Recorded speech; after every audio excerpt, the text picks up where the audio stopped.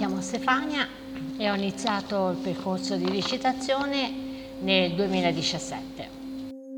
Per me la recitazione è una nuova esperienza che è un modo per mettersi in gioco. Ho iniziato, diciamo così, per gioco. Una mia collega mi ha presentato questo gruppo e da quel momento resto fedele qui a questo gruppo perché mi diverto e altre cose.